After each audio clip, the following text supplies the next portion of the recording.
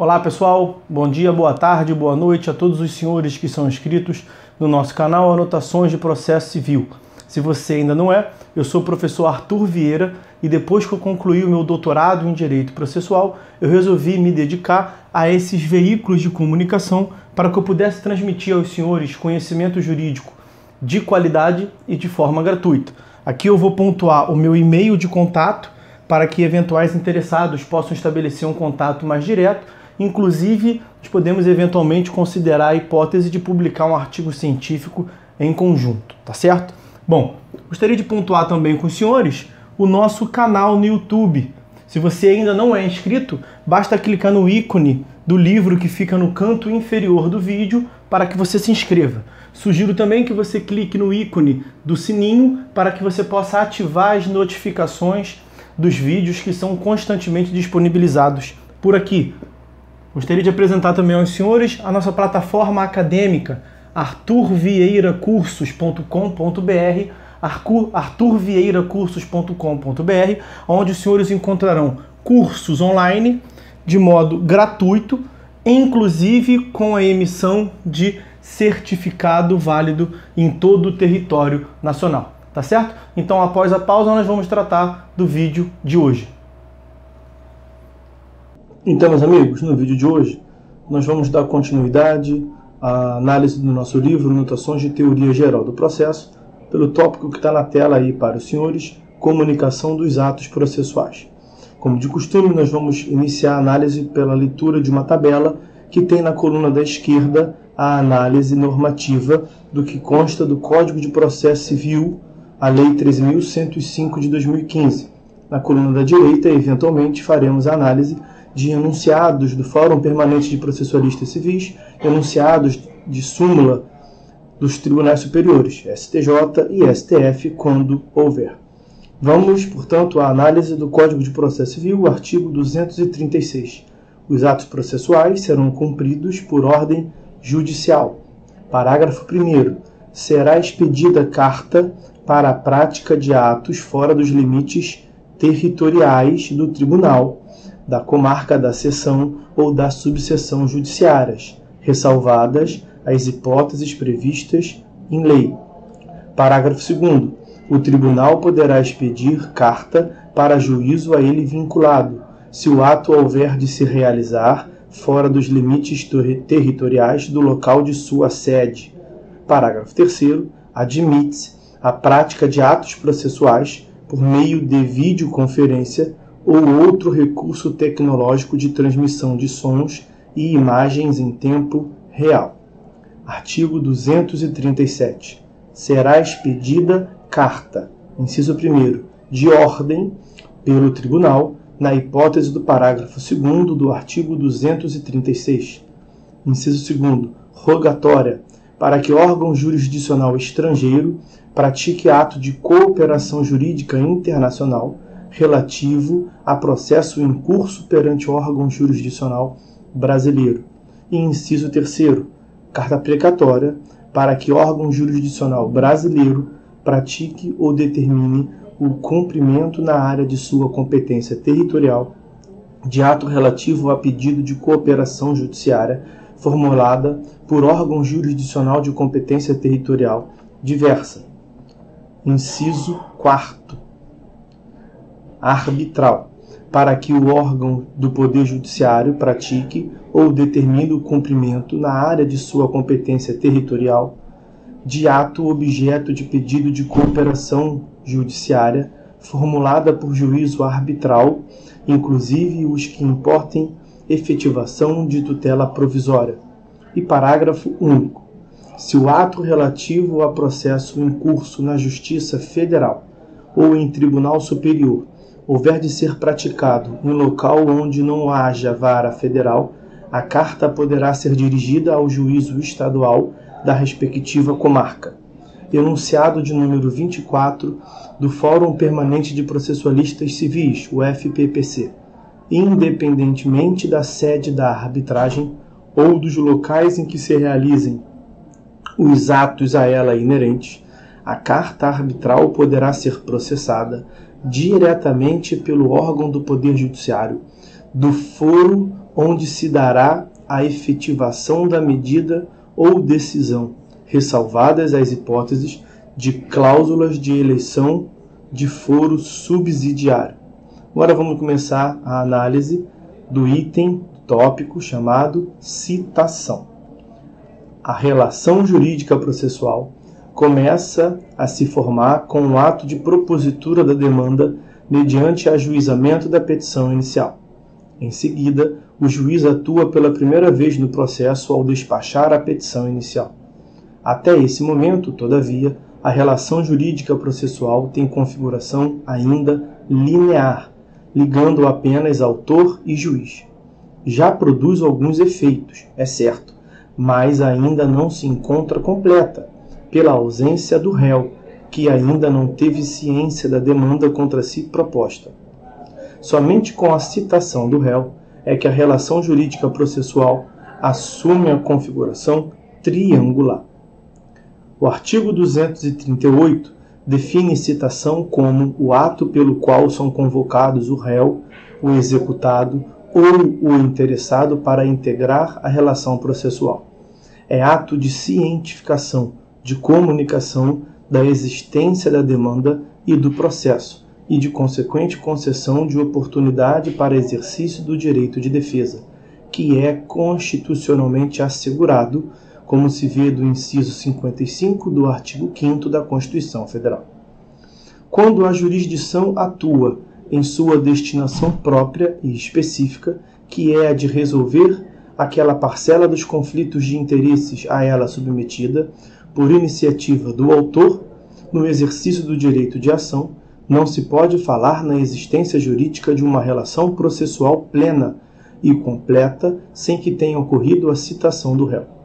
Trata-se do princípio do contraditório, ou seja, a impossibilidade de atuação jurisdicional sem que se assegure ao réu ou ao executado a oportunidade de se fazer ouvir. Por isso, dispõe o artigo 239 que, para a validade do processo, é indispensável a citação do réu ou do executado, ressalvadas as hipóteses de indeferimento da petição inicial ou de improcedência liminar do pedido. A citação é necessária, portanto, tanto no processo de conhecimento quanto no processo de execução.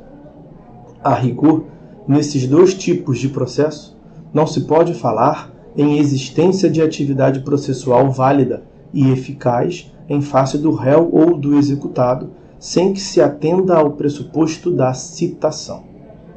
Efeitos da citação. A citação validamente efetuada produz os seguintes efeitos, que se encontram no artigo 240. Primeiro efeito, induz litispendência.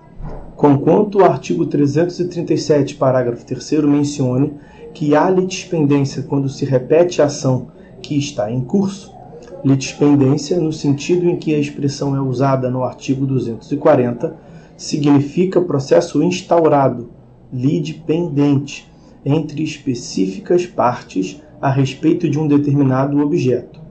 Só se considera haver processo em curso em face do réu após a citação. Daí resultar que é a citação e não a propositura da ação que faz com que haja lide pendente. Segundo efeito da citação, torna litigiosa a coisa. A expressão coisa deve ser entendida como o bem jurídico sobre o qual controvertem as partes. Ocorrendo a citação válida, fica o bem ou o direito vinculado ao processo, devendo ser submetido ao seu resultado.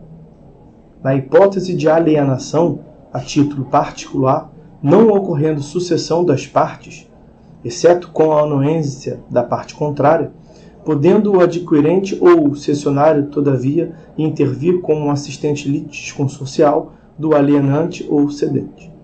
A litigiosidade decorrente da citação válida faz manter o bem jurídico atrelado ao deslinde da causa e apenas excepcionalmente estende os efeitos subjetivos da coisa julgada, alcançando o adquirente ou o cessionário.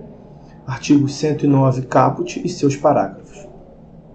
Além disso, a litigiosidade obriga as partes a manter, a partir de então, o bem no estado que se encontrava no momento da citação.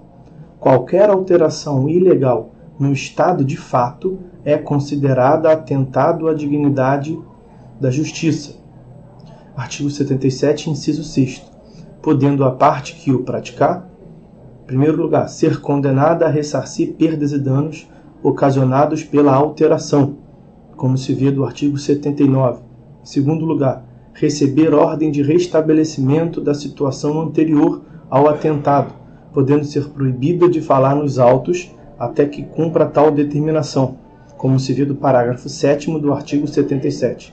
E, em terceiro lugar, ser condenada ao pagamento de multa de até 20% do valor da causa, como se vê do parágrafo 2º do artigo 77, sem prejuízo de outras sanções, inclusive criminais, desde que presente seus pressupostos de configuração, por exemplo, artigos 330 e 346 do Código Penal.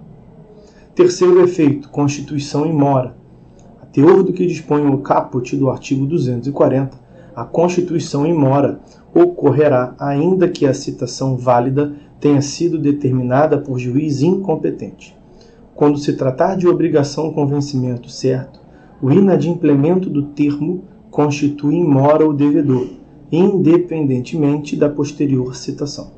Todavia, se não há prazo assinado, a citação válida equivale à interpelação, parágrafo único do artigo 397 do Código Civil, surtindo um efeito jurídico material e não processual, qual seja a constituição in mora. Se a obrigação decorrer de ato ilícito, a mora se constitui com a prática de tal ato, artigo 398 do Código Civil, também independentemente da posterior citação. Em suma, a citação é relevante como elemento constitutivo da mora do devedor nas obrigações não decorrentes de ato ilícito e sem data certa para vencimento. Interrupção do prazo prescricional. É o despacho que ordena a citação que ocasiona a interrupção do curso do prazo da prescrição, ainda quando determinada por juiz incompetente, conforme dispõe o parágrafo 1º do artigo 240. A interrupção retroage à data da propositura da ação, desde que a citação ocorra no prazo previsto no parágrafo 2º do artigo 240, 10 dias subsequentes ao despacho que ordenar a citação. Ocorrendo a citação fora desse prazo, por fato imputável à parte, a interrupção ainda pode ocorrer, se a prescrição ainda não se consumou, mas não retroagirá à data da propositura da ação. Se a citação se der depois do prazo previsto no parágrafo ora referido, mas por circunstâncias alheias ao autor da ação, também haverá retroação da interrupção à data da propositura da demanda, como se vê do parágrafo 3º do artigo 240. O princípio fundamental, diretamente ligado à inafastabilidade da tutela jurisdicional, entre outros valores, é o seguinte: o jurisdicionado não pode ser prejudicado por eventuais dificuldades ou lapsos da máquina judiciária. Cabe-lhe propor a ação antes do fim do prazo prescricional e tomar as medidas para que a citação possa ocorrer, ou seja, identificar adequadamente o réu, indicar o endereço ou apontar a circunstância de que ele está em lugar incerto e não sabido. Se for o caso, arcar com as custas e despesas da citação, uma vez regularmente intimado para tanto. Tendo o autor cumprido a sua parte, o atraso na citação não pode prejudicá-lo. Tal efeito interruptivo da citação é também aplicável ao prazo decadencial e outros extintivos legalmente previstos. Parágrafo 4º do artigo 240. O comparecimento espontâneo do réu. A citação válida, como modo normal de integração do réu na relação processual, tende a ser ato indispensável para a existência e validade do processo. Sua importância é tanta que, não havendo citação ou sendo ela nula, em princípio a sentença eventualmente proferida não produzirá nenhum efeito contra o réu.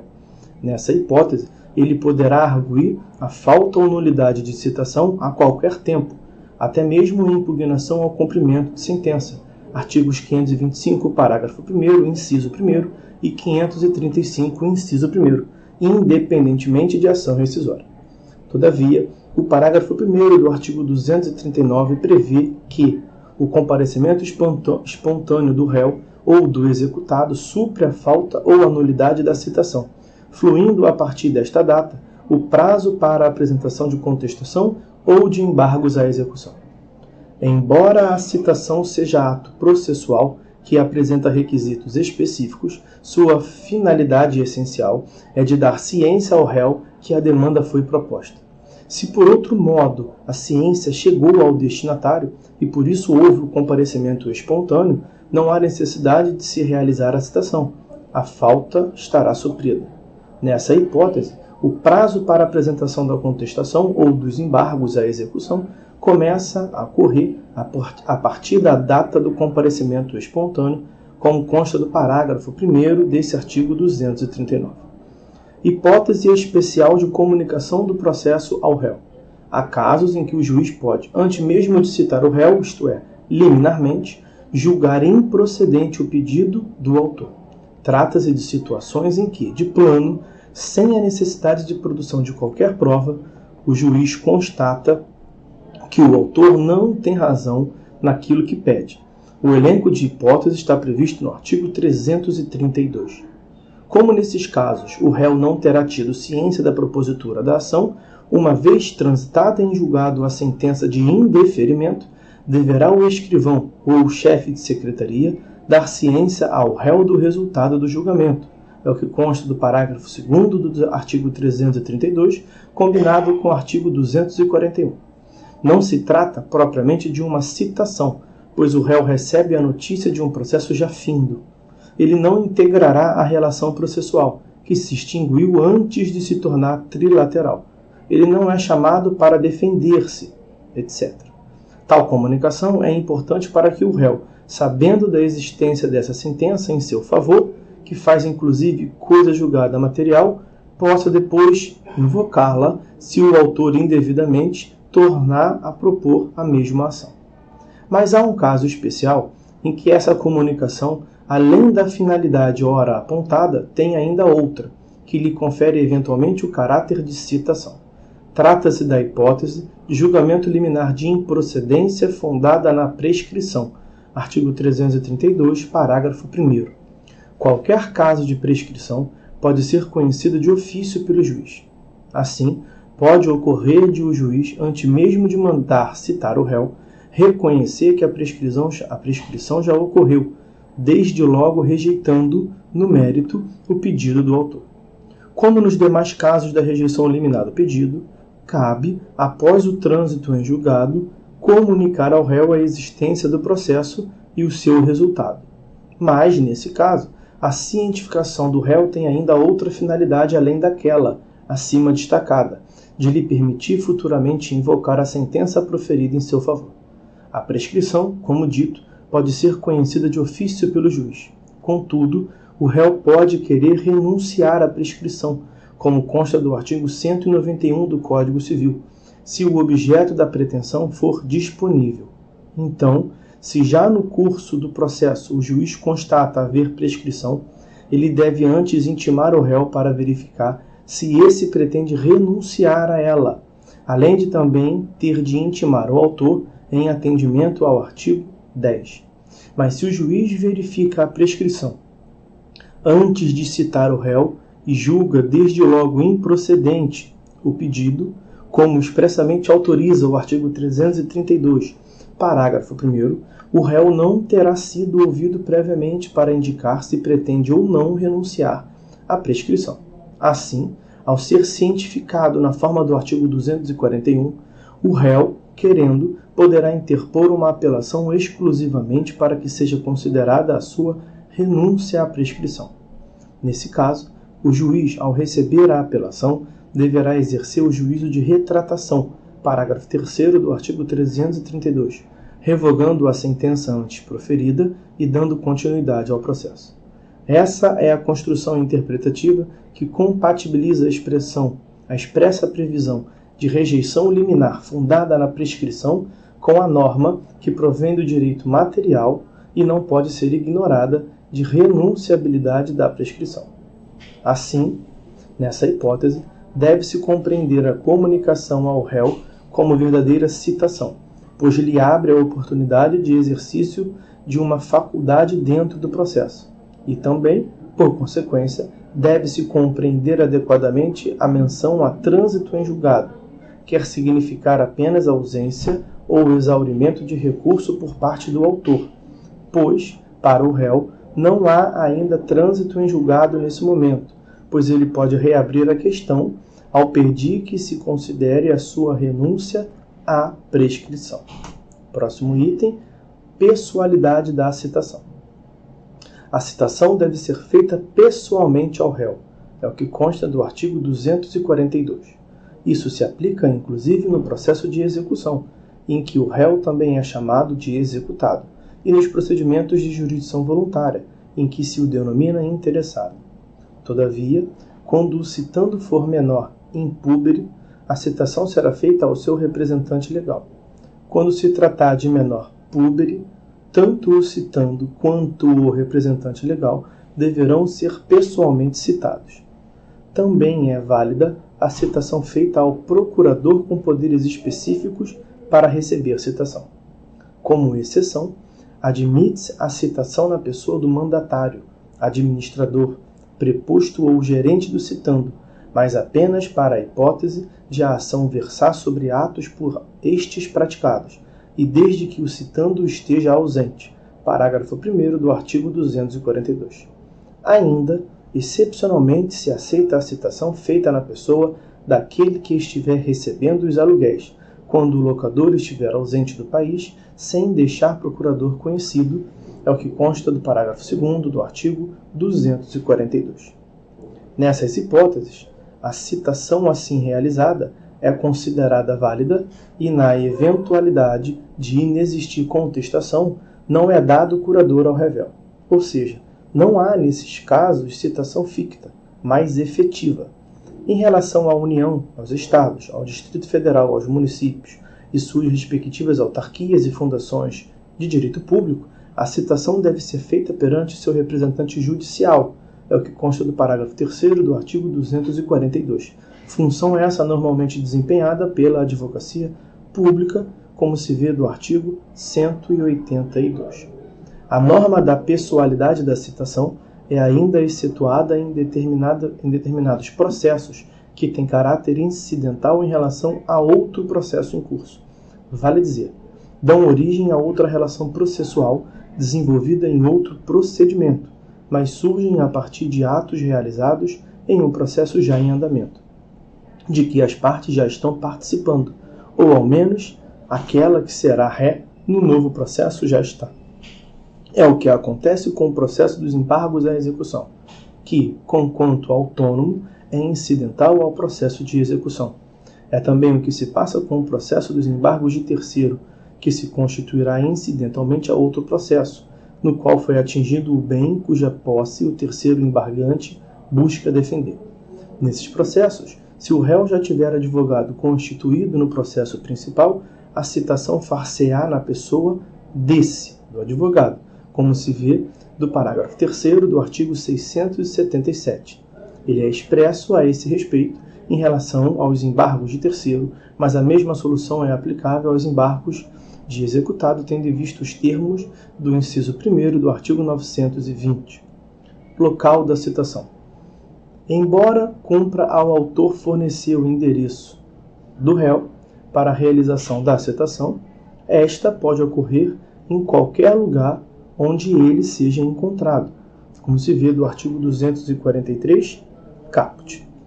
Se, por exemplo, o oficial de justiça, auxiliar do juiz ou quem incumbe a citação por mandado, tiver conhecimento de outro local onde encontrar o citando, que não a residência ou domicílio deste, e aí citá-lo, isto não anula a citação realizada.